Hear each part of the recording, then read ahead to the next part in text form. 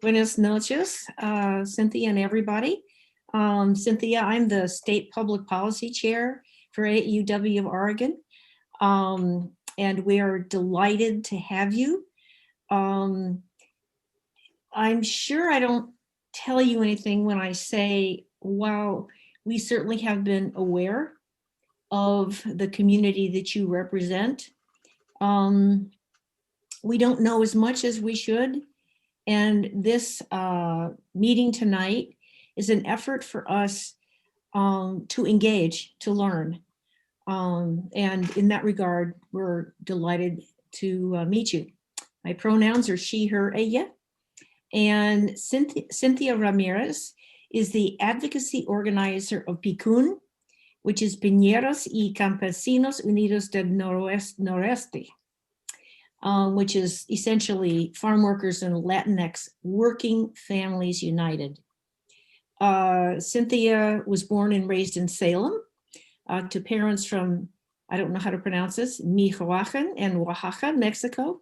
In 2020, she became the third person in her family to graduate from college. Yay! She has a BA in politics and a minor in classical studies from Willamette University. And while at Willamette, she was involved with the Alianza Club, which is a Latina Latinx cultural club on the campus there, spreading information about the culture to campus and the wider Salem community. I found of interest that she was quite involved, interested in a lot of aspects of things that she has done and is doing, but she was quite involved with the Tokyo International University, building, relationships between the international students and getting them fully integrated and at home at campus. So without further ado, I am delighted to introduce you to Cynthia. Take it away. Hi, everyone. Can everyone hear me well? Yep. So thank you for having me here, and thank you for the introduction, Trish. Yeah, my parents are from Michoacan and Oaxaca. It's a little hard to pronounce. It's like even me reading Spanish is a little hard to pronounce. But thank you for the introduction, and I have a presentation prepared for the group. And what I'll be going over in the presentation is about PCUN, our mission, our history, how we do our work, and then some of our old past work that we've done, and then talk about how we've helped the Latinx community during times of COVID and quarantine. Also digging into a little small business work that we've been going into. It's something a lot new to us, which I'll be talking about. And then some current policies that we're also working on, which we would love the support of all of our communities and our allies. And then I'll talk in between, I'll be talking a little bit about the important terms like Latina, Latino, Latinx, and then Hispanic, and what's the difference and similarities between the two. So again, my name is Cynthia Ramirez. I use she, her pronouns, and I'm an advocacy organizer. I'll talk a little bit about what I do right now. So I started this position in November, and what I work under the political department. And under the political department, I work with my coworker. His name is Tomas, and we are like the bridge between the policies and the government and the community. So we're the ones who reach out to the community. We're the ones talking with them. We listen to their stories. We ask them if they want to share their stories, and we listen to everything they say, their opinions, their experiences, and then we ask them if they are comfortable in testifying. So this afternoon we had a hearing, which we had a member of the community testify. So what I was doing was I was helping prep her to testify. We wrote out a script together and her testimony. And that's my position. I work a lot with the community, reaching out to them, providing them resources, and then providing resources to my other coworkers. So testimonies and stories, so we can advance the policies and pass what we're hoping to pass this year. So next slide, please. So now I'm going to talk about PCUN's mission. Next slide, please. So our mission is to empower farm workers and working Latinx families in Oregon. And also Latinx is the gender neutral term for Latino, just a heads up. And we do this, we empower the community by doing community building organizing, by increasing Latinx representation in elections, and through policy advocacy on both the national and state level. So my position is under the policy advocacy. So passing laws here in Oregon to advance our rights and to help the Latinx community. And PCUN is based in the heart of Oregon Latinx community, which is in Woodburn, Oregon. Woodburn, Oregon has a lot of farm workers, a lot of middle class Latinx workers, and that's where we're stationed, like that's where our building is. And then we're Oregon's farm worker union, and we fight for low wage workers and for all Latinx families. No, I did not attend Willamette Academy. Oh. But yeah, it was never like brought up because I transferred schools, so I think it was never brought up to me about Willamette Academy. But thank you for asking.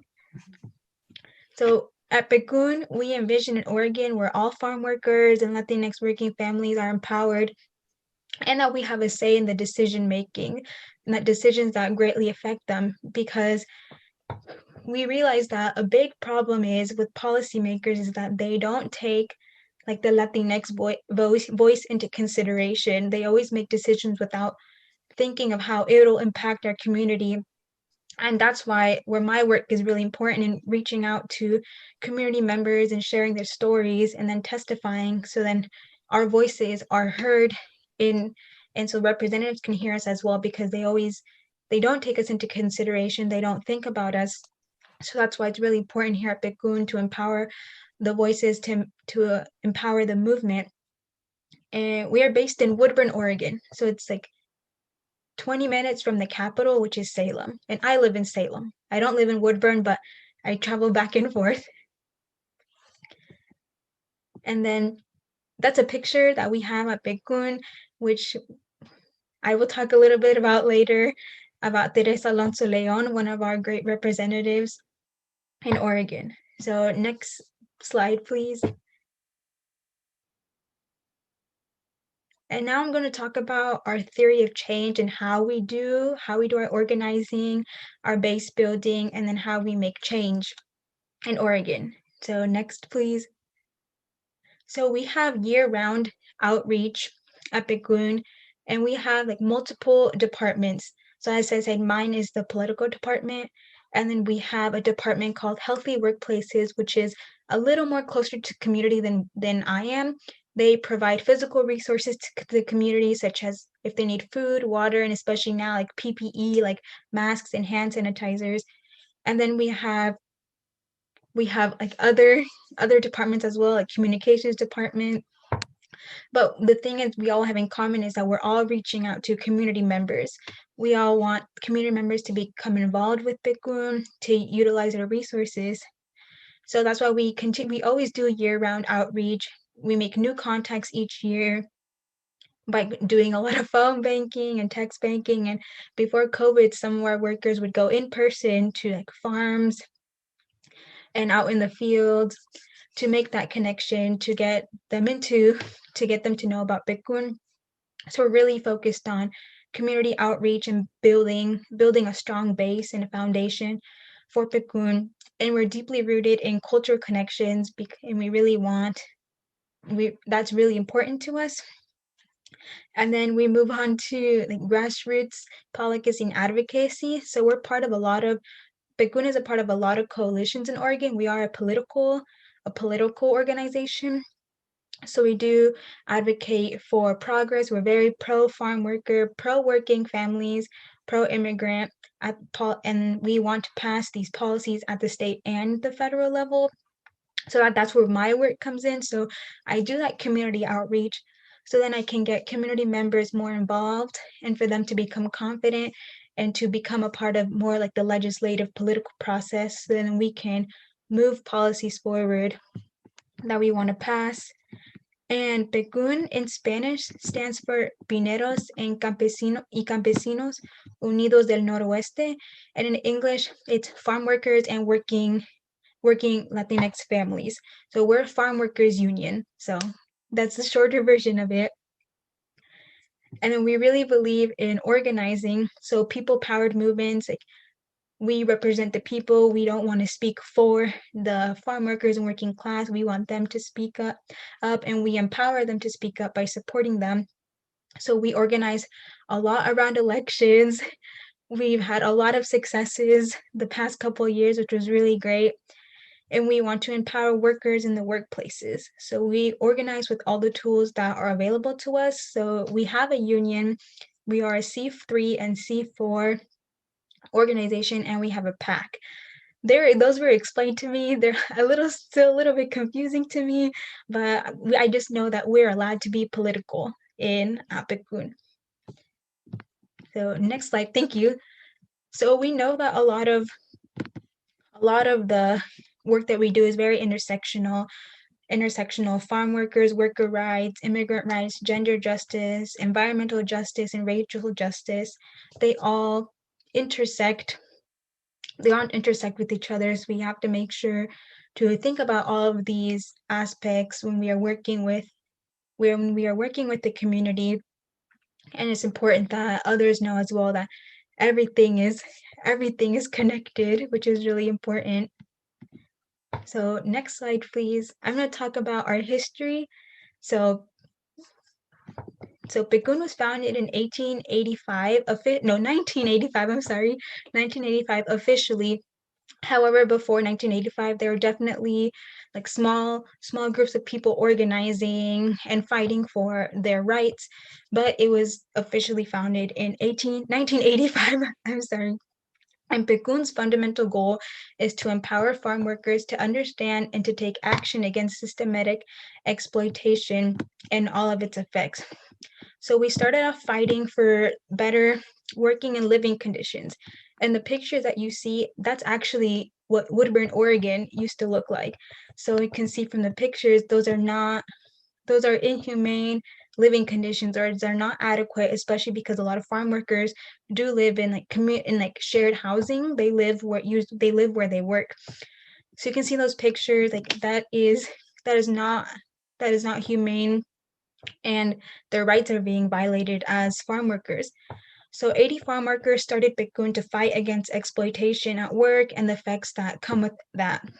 And they started their union with the help of Dolores Huerta and Cesar Chavez. Cesar Chavez is a very famous man for farm workers' rights. I think he's very common person.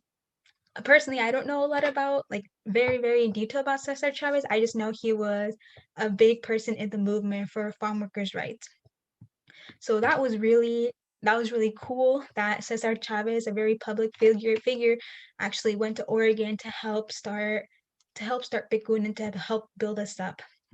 And we are one of the few unions that represent agricultural workers in the Pacific Northwest, nearly all of which are Mexican and Central American immigrants. And we have given the voice to the voiceless and the unfairly marginalized for over 3 decades.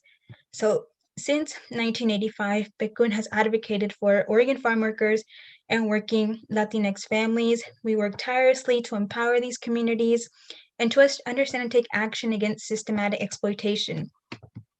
And then through that, we have secured incredible victories over the years, like raising minimum wage for all workers, ensuring all children in Oregon have access to healthcare, and becoming the largest Latinx organization in the state.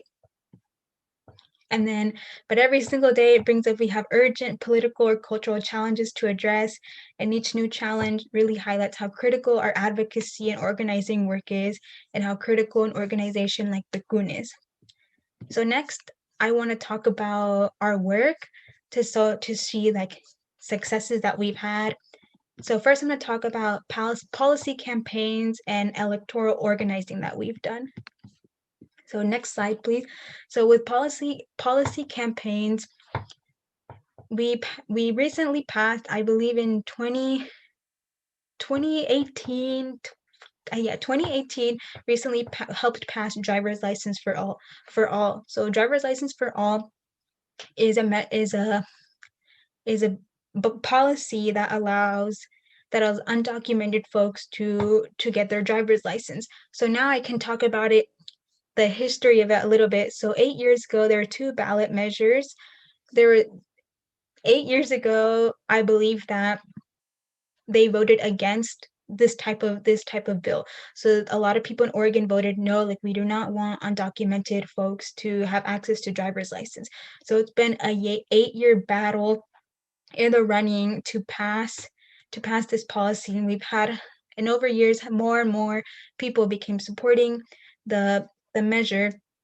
So now in like December 2020 and January 2021 this year, the DMV has been starting to have appointments so undocumented workers can go call their DMV to schedule an appointment to get their driver's license. And if I don't know if y'all follow Causa on Facebook, you can see so many comments from people, from the community members being so thankful for this, and it's really impacted so many lives already.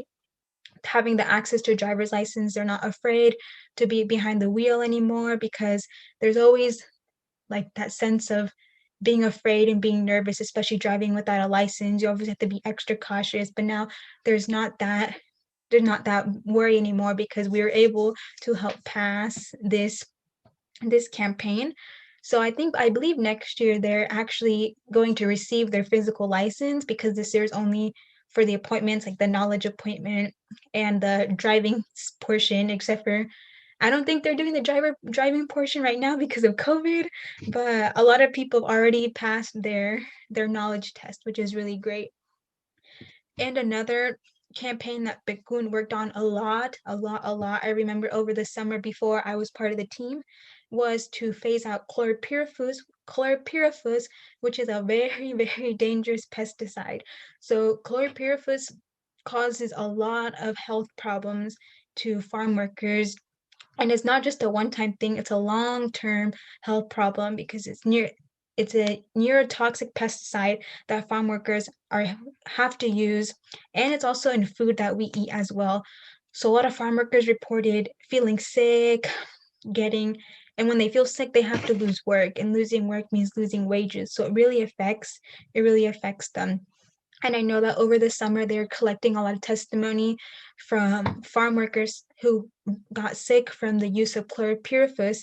But unfortunately, there is still no result on the campaign, because it was during the time the Republicans walked out at the Capitol. So even right now, there's still they're not really sure what's going to happen, but they haven't passed anything regarding chlorpyrifos, but I do know it was very in our favor in phasing out chlorpyrifos to get rid of it, because it's a very, very dangerous pesticide that has been, I'm pretty sure it's been banned in other states, but not in Oregon yet. And knowing that Oregon is a very, very big like agricultural state, there's a lot of farm workers here.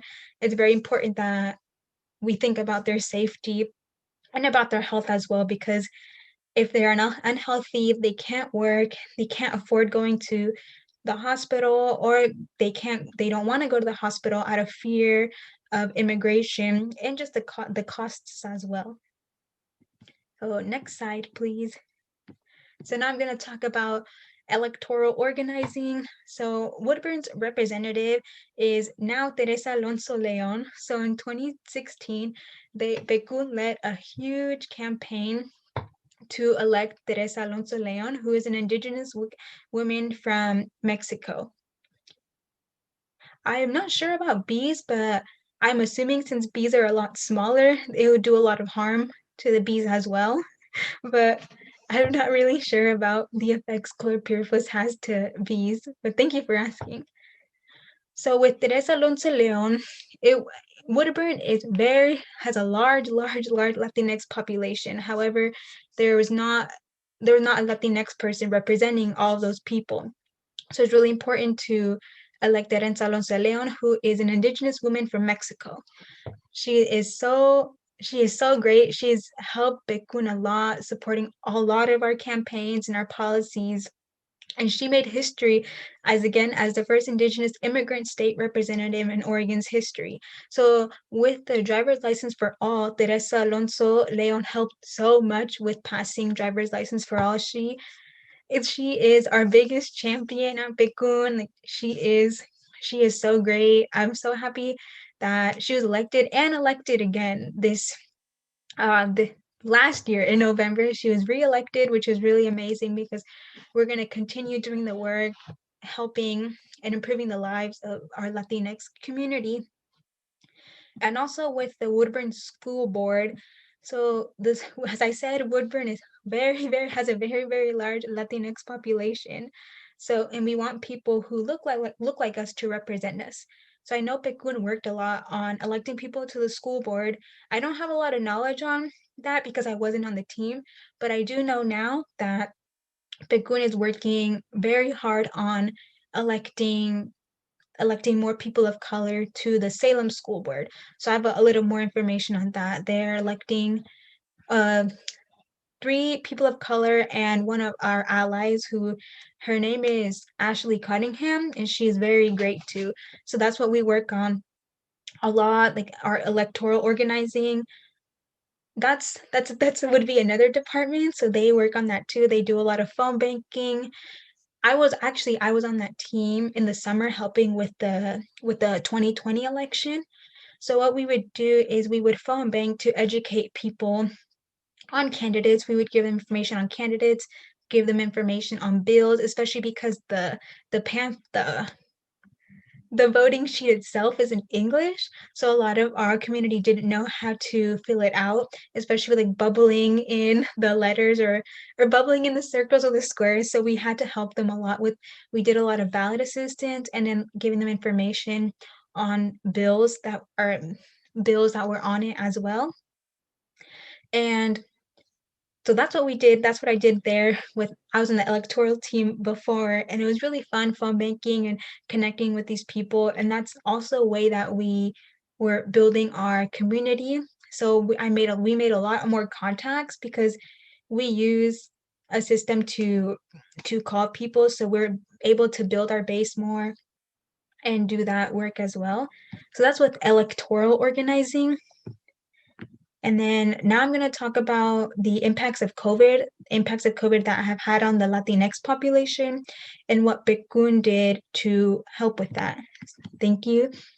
So this data is from around the summertime, and the picture is actually from the forest fires that were happening in, I would say it was August or September. Anyone correct me if I'm wrong. Time is kind of a blur right now. So these stats might be a little off. It might be even higher now, unfortunately. So the data shows that Labor Day evening. Oh, thank you. So the data shows that 22% or 340 out of the 1,574 Oregonians who tested positive with COVID had been identified as Hispanic. And then that figure is just proportionate to the overall Hispanic population, which makes up 13% of Oregon population. So Oregon has 13% Hispanic population. And out of that number, that's a lot of our community getting sick from COVID. And especially like during the fires as well, which is very dangerous for them. I heard that a lot of folks, like, they felt their skin burning, like coming home with ash all over their bodies. And something that's been really like prevalent because of the pandemic is how farm workers and like low wage workers are considered essential. It's an essential job to go out to the fields, to work in restaurants, construction, and a lot of service-based jobs. Like I remember everyone in the news was calling them essential workers. However, they're not really treated as essential workers, especially now, like with the vaccine now. They weren't really top priority on getting vaccinated, even though these are the folks picking our food. They're the folks doing a lot of cleaning. And also because of the lack of work, a lot of our farm workers unfortunately lost their jobs being laid off. Thank you, Heather. Yeah, essential but unwanted, unfortunately. And also in the beginning with the forest fires, because we know that unfortunately they destroyed many homes, caused a lot of health problems. When they were communicating that, is it OHA was communicating that information with everyone, it was only in English at first. And even with our community speaks Spanish, but there are members in our community as well who don't speak Spanish, who speak indigenous languages as well, like from Central America and Mexico, like Mixteco from Mexico and other languages as well. So the information is very inaccessible to them because they don't speak English, and a lot of them also are not able to read. So there's a lot of disparities with that as well. And then farm workers exposed to extreme levels of toxic smoke. Like I remember looking outside, there's ash coming down. Like they were saying that the air quality has never been that bad. And to think that people are outside working for 8 to 10 hours a day, they were working under those conditions and they still had to go to work. It's not like they can take any time off, because if they take time off, there's a risk of them being replaced, because unfortunately, like in that job, like everyone's replaceable, which is really sad. So now I'm going to talk about how PCUN supporting farm workers during COVID and how they supported in the wildfires. So next slide, please. So we have, very thankfully, from our allies and Oregon, or I think grants as well, but I'm not really sure, but definitely from allies donating money to PCUN. First, we have, like, on the bottom is the PCUN Emergency Fund. So it's from a lot of donations from community members and our allies. So this fund is for farm workers and immigrant families who aren't eligible to apply to the quarantine fund, and if families just need extra income. So that's something that is really great about PCUN. I'm really proud about that we have these funds to support our community when they need it. And it's a very easy process as well. And the first two are the Oregon Worker Relief Fund. Right now, I think it's called something else, but it was funds for folks who lost their jobs because of COVID, and they're ineligible to apply for unemployment, specifically if our undocumented communities ineligible to apply for unemployment, and also folks who didn't receive a stimulus check. So that fund was geared towards them. And then there's also the Oregon Worker Quarantine Fund. And it was a fund for folks who unfortunately were exposed to COVID or had COVID themselves and had a quarantine for 14 days. And they're able to, I think this fund is still available. They're able to apply to this fund just by calling a phone number and telling them about their experience, and they are given the fund. I know it opened up in February 8th. It was closed for a while because they didn't have funds, but luckily they got funds again. And we're able to provide these resources to the community, which is really great, especially in times now. And unfortunately, because the community isn't given these resources to begin with, like they're essential workers, but they're not treated as essential. So next slide, please. I'm going to talk about what I worked a lot when I started PCUN in like August, September, doing electoral work. And then I came back in November to do my advocacy position. So I worked a lot. All of December, I worked on working with small businesses. So this is like something very new to PCUN. Because, as I said before, like we focused first on farm workers' rights and working Latinx family. However, small businesses are like working Latinx families as well. Like they're working, so they're included in the definition as well. So what I did over December, and what another of my compañeros, which means coworker, Omar, he applied for a grant. I think he applied for the CARES grant. I'm not very sure, to get funds so we could have a program to support small businesses in times of COVID. So what we did is that we hosted these workshops where small businesses can learn how to improve their business and how to use technology, because like once everything shut down, everything was moving online, and our community does not have a lot of knowledge on how to use electronics and how to like change their business change their business to go online. So we had these workshops where they would learn how to improve their business. And then if they needed more like one-on-one help, we provided those resources as well. So we did that all during the month of December. There's so many workshops. We had like at least 2 workshops a week helping the community. And it was a lot of more base building because we had not worked a lot with small businesses before, because it was mostly before just farm workers. So it's really great to include them into our community, into our movement as well. And the overall goal of small business organizing is to empower Latinx entrepreneurs and to represent their businesses on bigger community issues. So the bigger goal, because this program only started in December 2020, we want small businesses to be more involved in like the legislative process, to have bigger decisions, and also to have a lot more access to funds. That's another big reason why we had this program, because a lot of the funds, like loans and grants that were happening like at the beginning of, or I'm not sure when, like during quarantine, our community had no knowledge of these funds. They didn't know how to apply to these funds. And especially a lot of them are undocumented as well. So they were a little scared to apply for these funds, and like in fear of being found out. So that's what we had. We had this program so they could learn, and we could also provide them a stipend for their time as well. So we provided them stipends for attending these workshops and for writing reflection forms and for being very involved. So we're really happy for that. And with the small business organizing, we also expanded our base. I guess I would say expanded our base, because we also included other BIPOC businesses as well. And BIPOC means Black, Indigenous, people of color.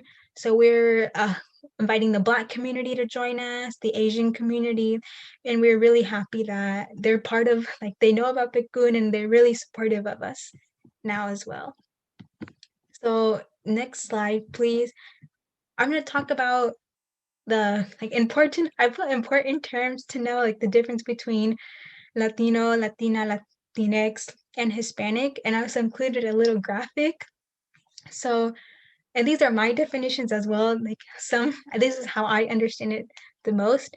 So Latinx is gender neutral term for Latino and Latina, because Latino would be masculine and then Latina would be feminine.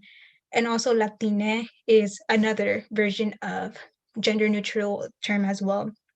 So a Latinx person is a person with origins from a country in Latin America.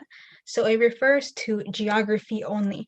So in the little picture that you can see, the Latinx is in red.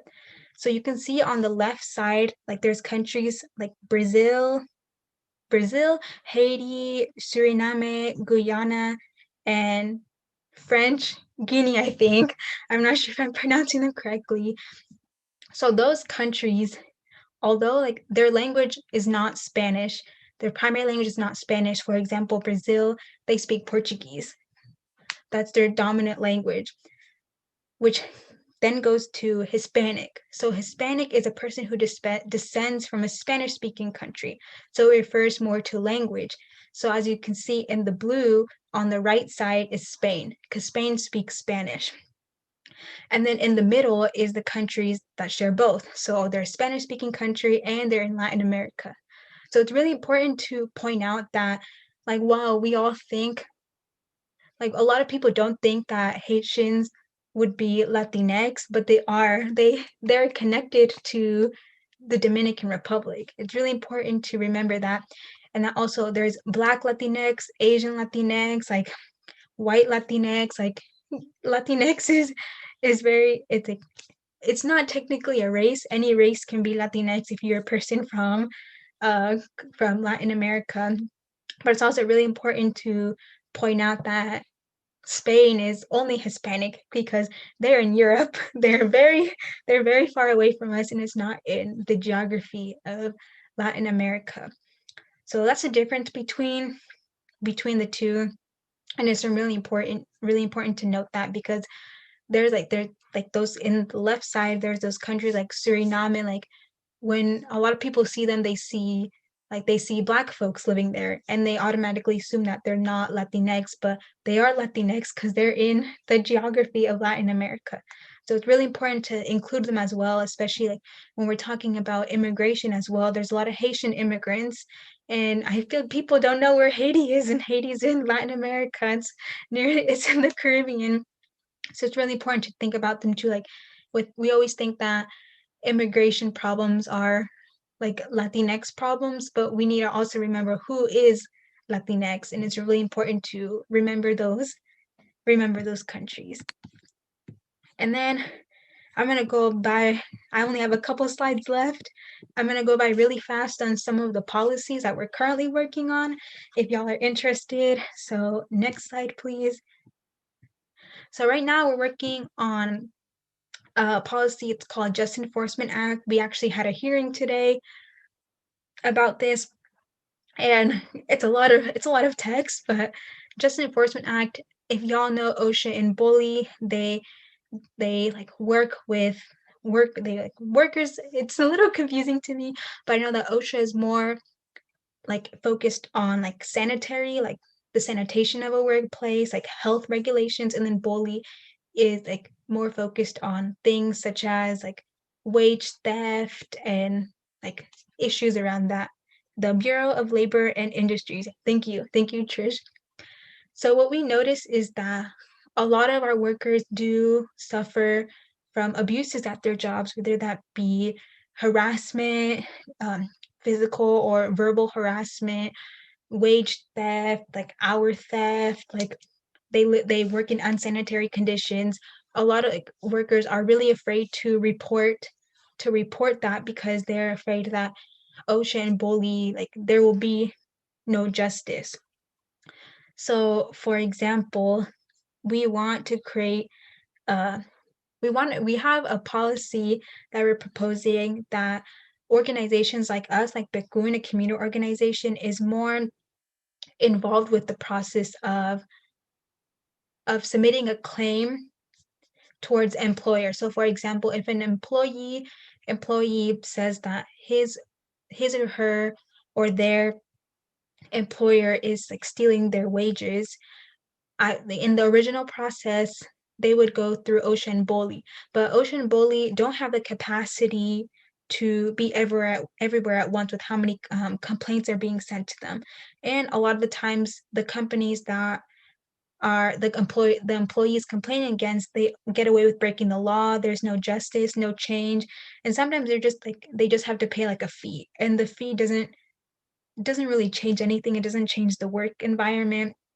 And a lot of the workers with a worker that I know who went through the OSHA process, they didn't do an adequate investigation. They barely they didn't investigate at all. They investigated at the wrong farm. It was very confusing, but at the end of the stories that OSHA sided with the employer, they took the employer's word, because the employer said, oh no, like everything's fine, everything's sanitary, like the employee is lying. And that's what happened. Like OSHA didn't do what they were supposed to do, and the worker didn't want to go forward with Bully because she thought that there would be the same result. And that's why a lot of our community doesn't speak out, because things like that happen. There's no justice, there's no change. They don't listen to the voices of the employees. So we're hoping this could help change that culture, especially because a lot of the at-risk workers who have suffered a lot at their jobs and that identify as Black, Indigenous, Latinx, people of color, a lot of women go through a lot of abuse in their work, immigrants, and workers earning a low wage. So we really want this to empower workers to speak up. And it's a little more technical, but if they want to, they can like create a group. It's not really like a civil action suit, but they could all group together like a bunch of workers who have suffered the same situation, and then basically sue their employer, and then organizations like PCUN would help them. And the process would be more just and honest and actually like investigated as well. And it's a little confusing, but that's like the overall. So we can skip over the next slide because it's about how it works, but I want to go over the other policy that we're working on. So working also on farm worker overtime. So the problem is that farm workers are excluded from minimum wage protections and maximum hour standards through enactment of the Federal Fair Labor Standards Act of 1938. So farm workers are excluded from receiving overtime. So after 40 hours, they're not paid overtime at all. They're basically working free hours. And today, most of our farm workers are Latinos. And I know somebody asked the percentage. I'm not entirely sure about the percentage. I just know that in Oregon, most of the workers here are Latinx. However, they're excluded from receiving overtime. And as I said before, they're considered essential workers, but they're not paid. They're not paid overtime for all the work that they do, especially I know a lot of folks who work like 60 hours and they work on Saturdays too, which are rest days. Like the weekends are for us, and a lot of them have to work to provide for their families. So the current Oregon law, overtime pay excludes farm workers, but it doesn't exclude other workers.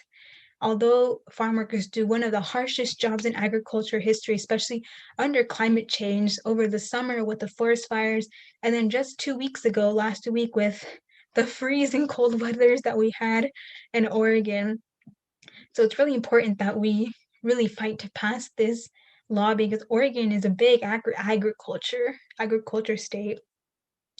So working to pass that. And then the next slide is the solution. So fairly simple. It's to include agriculture workers in Oregon's overtime law. So they are paid overtime for their worked hours over 40 hours in a work week. And at 1 and 1.5, the employer's regular rate of pay. And then there's some pictures of some farm workers in Oregon. And well, that's all that I had for y'all today. I'm ready to take questions. And as for House bill, I'm gonna look up the House bill right now because I do know what it is. But if anyone has any questions, you can write them in the chat or unmute. But that's all that I had, and thank you all for being here and supporting. Cynthia, excuse me, Cynthia, that is, you've just given us a lot of information. I hear something like this and how can we let this go on? Sometimes who are we? But anyway, as si se puede, is yeah, si se puede.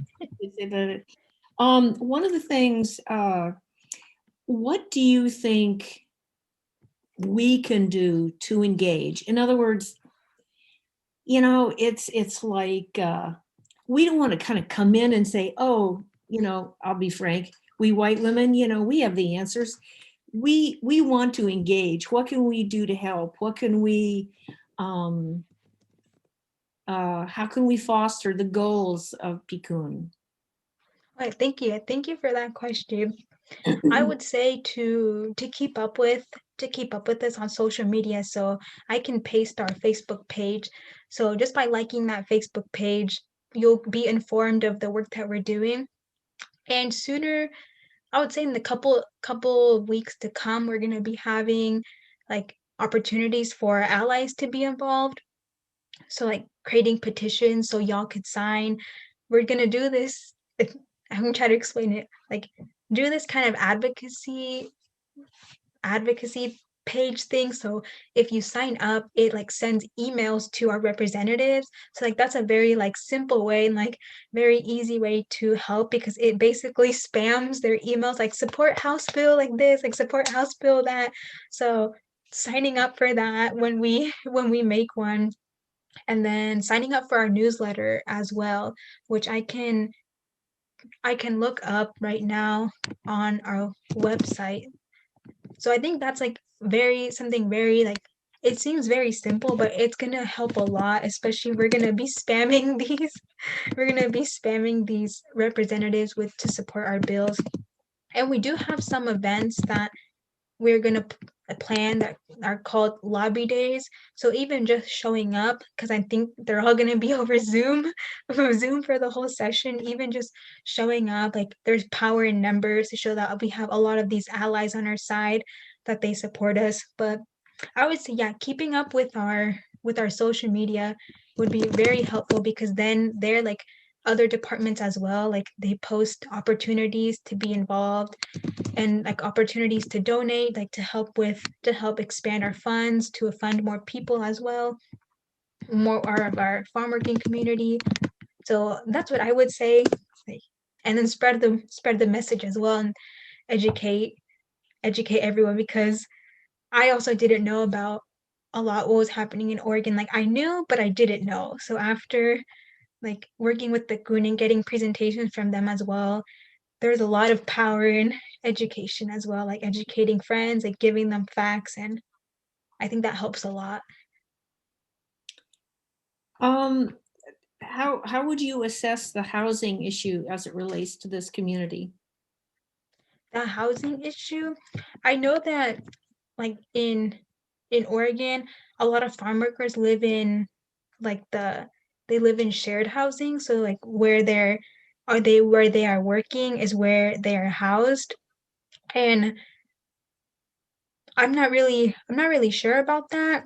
I just know that where they work is where they are housed. And I know like a couple, like 2 weeks ago, a week ago, they were out without electricity. But yeah, I'm not really sure, but I can look more into it and ask. Thank you. And then the newsletter is excellent. I'm not on Facebook. Yeah, I'm gonna share the link on how to become part of the newsletter. So here is the on how to get involved. And then how do you fund PCUN? Do you get grants, donations? So yeah, we do get donations from the community members. So in the website that I sent, you can click under like donate, so you can donate there. And also for grants, we do apply. Like I don't personally apply, but other folks in PCUN, like they are so amazing at grant writing. But yeah, they do apply for grants to help like to build these funds, and to like apply grants for more PPE to support the community. And especially with the small business work that I was doing with Omar, he applied for a grant to do all of that. So yes. And then And I think I gave the website some website information too with respect to contributions. I don't know if other people have questions. I would also like the members to just, and Cynthia, you're more than welcome to do it, but to stay on just a little bit, because I have a couple questions for you, the AUW members. So Ramon, Carol is asking, is Ramon related to? no, but I actually do get that. I do get asked about that a lot. Is Ramon related to me? No, he's not. But I would like to meet him. I'm pretty sure he used to be like one of the old executive directors at PCUN or Capaces as well. But I've heard a lot of great things about Ramon. He was the man. He was Yeah. amazing. And the beauty of PCUN is how it has grown tremendously. Oh, you have a little flag. Yes, it's not little, it's big. I've Oh, that's huge.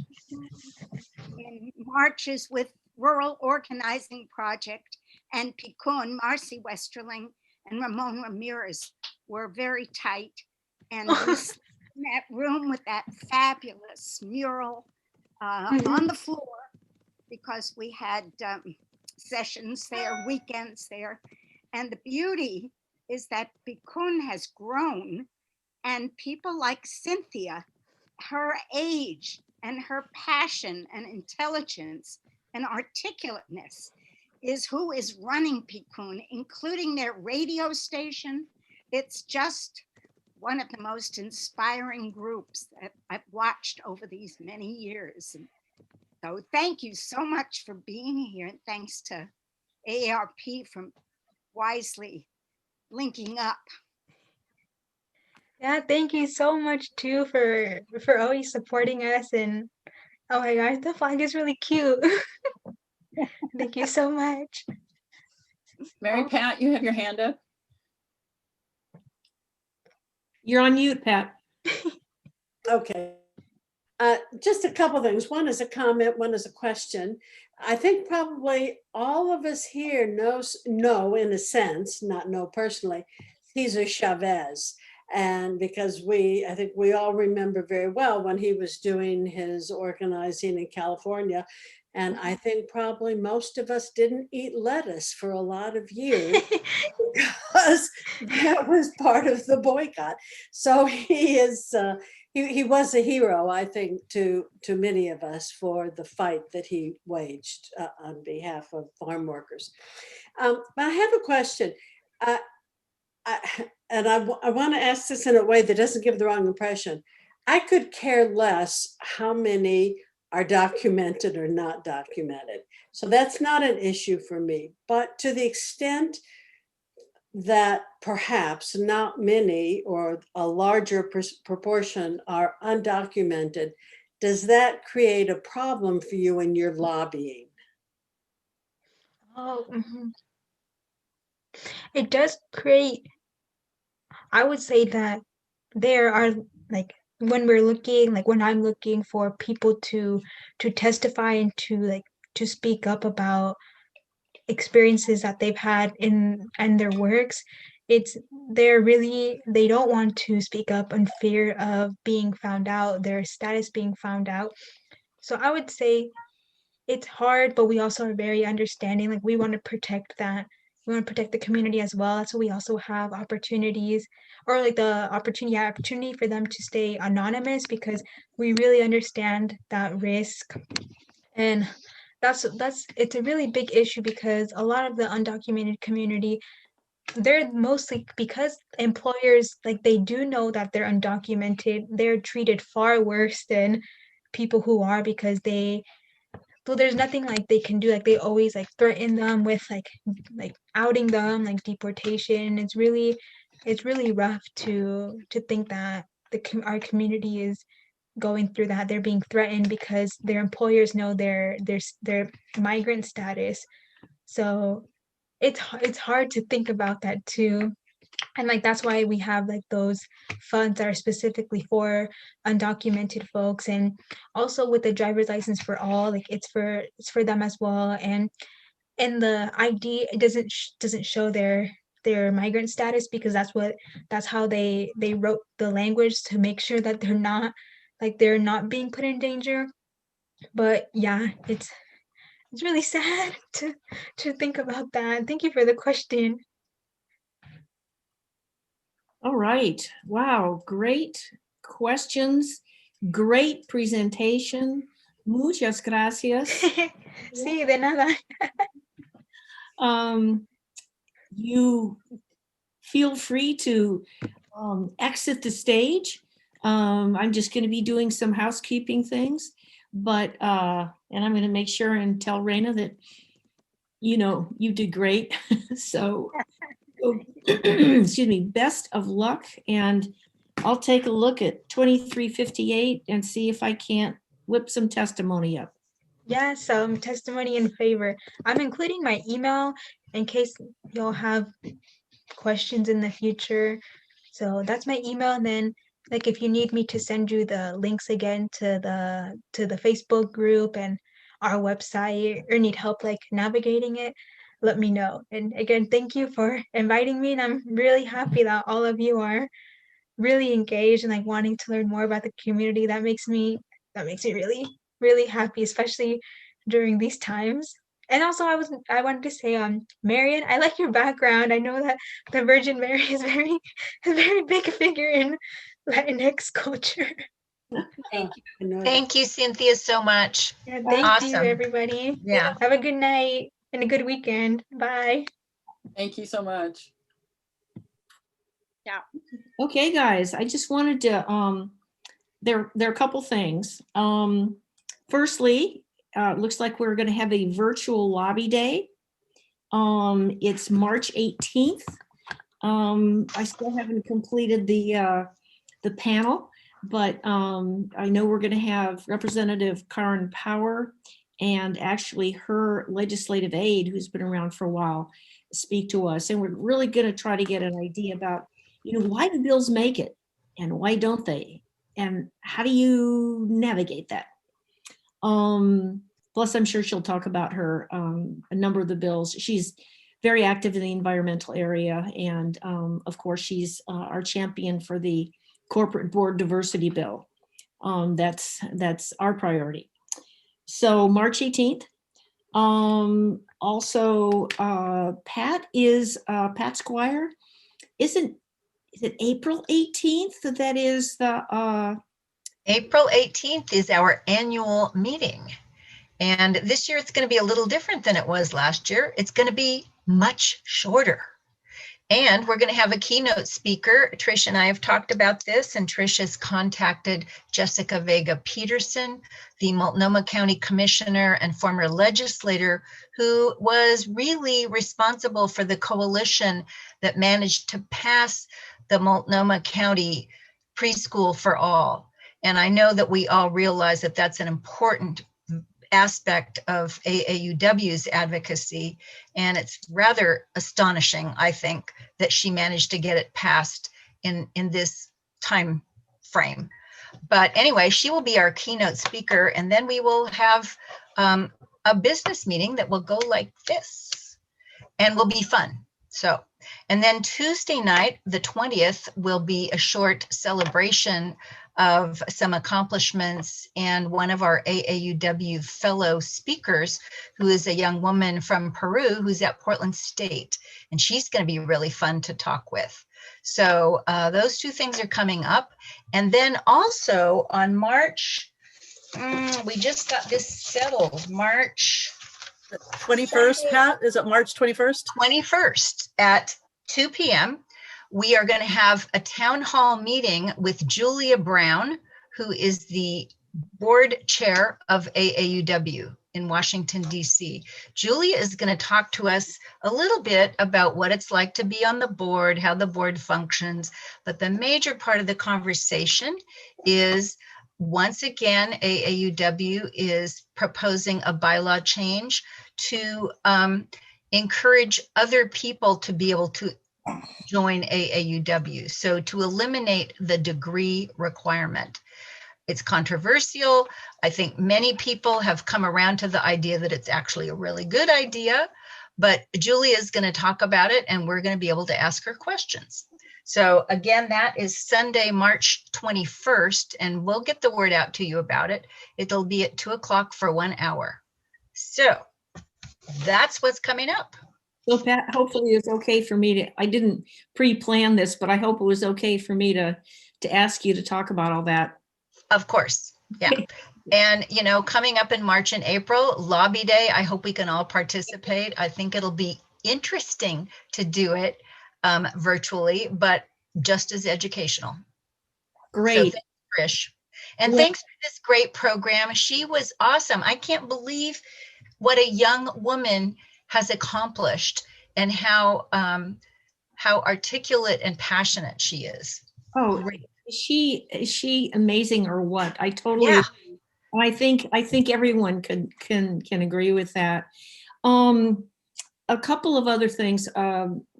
Firstly, this more or less concludes our anti-racism series. If you have a topic or an individual or format, you know, a general discussion group, you know, whatever. If you have any thoughts about how you might want to continue this, and, you know, we can do it next fall. I mean, it doesn't, there's no, you know, I'm not asking you to fit in a box or anything, but if you have any thoughts or suggestions, please don't hesitate to let me know. I'm sure you know my email, but I'm just sending it out. And last but not least, I want to give thanks. You know, I know we do this all the time. We thank. But Nancy Brown and Pat Squire Oh, Nancy. have just been amazing. You Amazing. no idea how much work they have put into organizing not only this series, but the convention that didn't happen. It was all ready to go. It was all packaged, but COVID, and of course, Nancy, with your expertise and your willingness to share your expertise about, the electronic world. I mean, you have truly brought many of us into the 21st century. I'm not saying we were in the 18th or the 19th, but you've zoomed us, to the 21st century.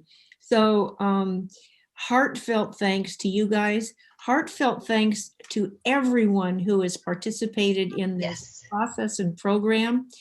Please let me know. We're more than willing to, keep it going, but just let me know. Okay. And don't forget, these sessions have been recorded and they are on AAUW Oregon YouTube. Nancy edits them very carefully. Anything that shouldn't be there is edited out. And it's been a big job for her. But anyway, you can check in a few days. And if you have friends that didn't get to see this, they can see it on YouTube. And that's really been a huge asset. Thank you, Nancy. Yes. Thank you, Trish, for organizing this series. My pleasure, totally. Okay, guys. It's amazing to me that Trish could organize this wonderful series on top of everything else that she is juggling with all the public policy initiatives and bills and conversations and meetings and testimony and everything else. So kudos to you, Trish. Thank you. Thank you, Pat. This is shortly going to be replaced with another kind of glass. Oh, what kind would that be? Other than tea. This kind? Cheers. Buen provecho. Buen provecho. All right. Take care, everybody. Thank you, everyone. Buenas noches. Buenas noches. Que la vaya bien.